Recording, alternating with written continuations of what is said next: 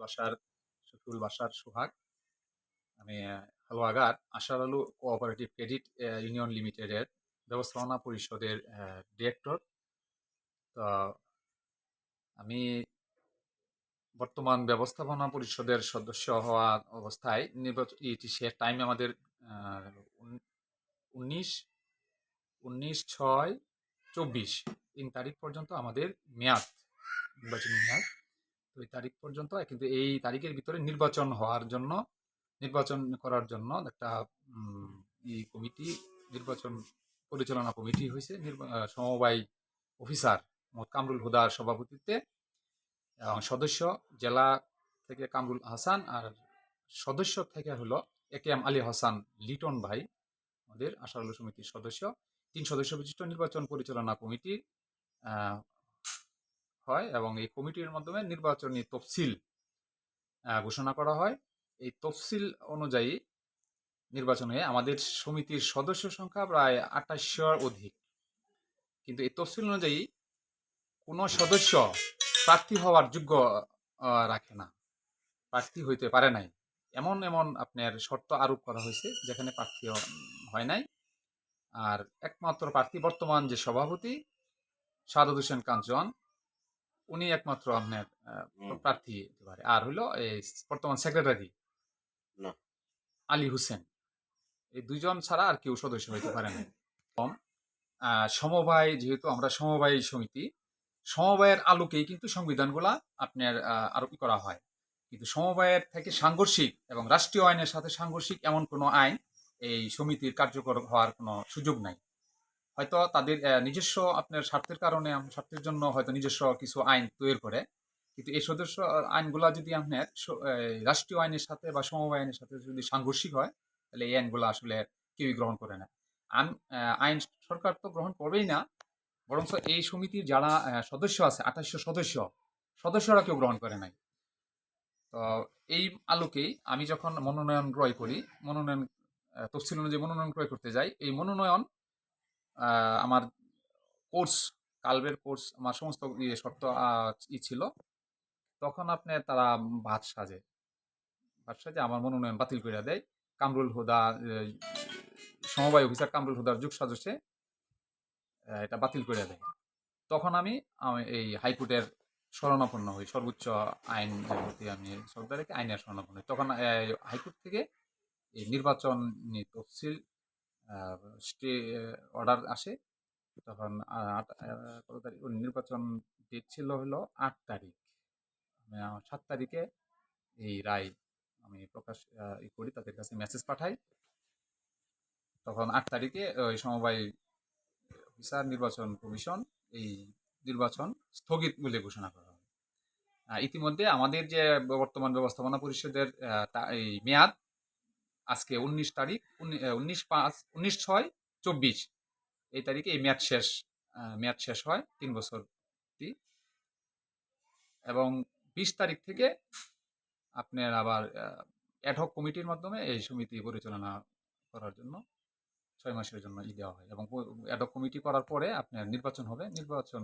সুষ্ঠু নির্বাচনের মাধ্যমে আবার নির্বাচিত সদস্যদের মাধ্যমে আপনার কমিটি হবে, বিলুপ্ত হবে। তারা এই সমবায় থানা সমবায় অফিসার কামরুল হুদার যুগ সাজসে আপনার জমি ক্রয়ের একটা ধোঁয়াশা আপনার আছে, যেটা হলো তারা 20 লক্ষ টাকা দেওয়া জমি কিনে আপনার 1 কোটি টাকায় সমিতির নামে সমিতির কাছে বিক্রি করছে, এরকম একটা আপনার আছে। আর একটা গাড়ি আছে আপনার সমিতির সমিতির টাকা দেওয়া গাড়ি ক্রয় হয়েছে, এটা হলো আপনার সভাপতির নামে, গাড়িটা তার নামে রেজিস্ট্রি করা আছে।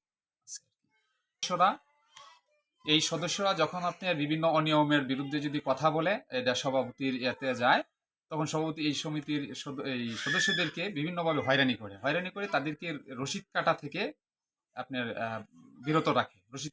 তাদের সমিতির যে শেয়ার হোল্ডার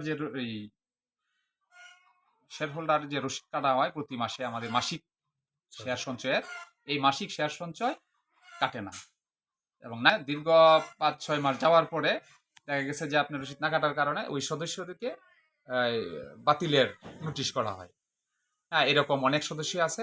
আমি যদি নাম বলতে পারি, আমি যেরকম গত নির্বাচনে আপনার প্রার্থী হয়েছিল আমজদ হোসেন, তারপরে আপনার এখানে মুজাহালির আপনার ছিল হলো সুজন, ডিম টাচ যে করে সুজন, তারপরে আরেকজন আছে জামাল ভাই একজন, তারপরে আপনার আছে হলো এই টেইলারি দোকান করে আপনার রায়হান, আবু রায়হান, তারপরে আপনার আছে হলো এরকম আরো অনেক আছে, আপনি এই মুহূর্তে আমি নাম বলতে পারতেছি। তো ব্যবস্থাপনা পরিষদের সদস্য হিসাবে আমাকে তখন বুঝাইনো হয়েছিল যে এটা আপনার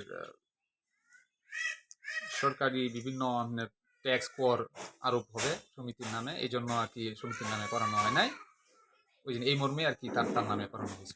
মিটিং এর মধ্যে আমরা উত্থাপন করেছি, কিন্তু এটা ওই সমিতির চেয়ারম্যান বলছে যে ইয়ার জন্য, এটা লাভের জন্য ক্রয় করা হয়েছে, আমরা এটা বিক্রি করে দিব। হ্যাঁ, এই মর্মে এটা আর করে নাই।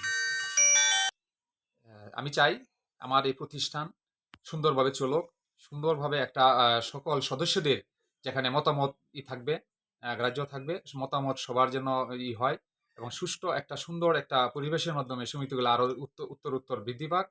কিন্তু বর্তমান যে সমবায় যে অফিসার, ওনার যুগ সাজসে এই সমিতিগুলাকে আপনার উনি ধ্বংস করে দিচ্ছেন। উনি এই সমিতিগুলাকে আপনার বিভিন্ন নির্বাচনী ইয়ার নামে অযোগ্য লোকদেরকে আপনার এই প্রতিষ্ঠানে বসিয়ে বিভিন্ন ধরনের আপনার তসরুপ, বিভিন্ন ধরনের আপনার জোর জুলুম, বিভিন্ন ধরনের আপনার অন্যায় অপ্রীতিকর ঘটনাগুলা আপনার তৈরি হচ্ছে এবং সমিতিগুলাকে আপনার একটা ধ্বংসের দিকে নিয়ে যাচ্ছে।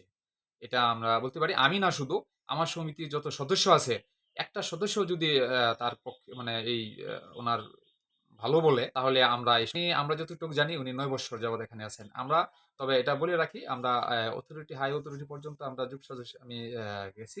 আমি যখন ওনাদের কাছে যখন শরণাপন্ন হই, ওনারা আমাকে বলছে যে উনি কি করে এত বছর থাকেন, এত বছর একটা প্রতিষ্ঠানে থাকেন, এটা আমরা বলতে এমনি পারবো না।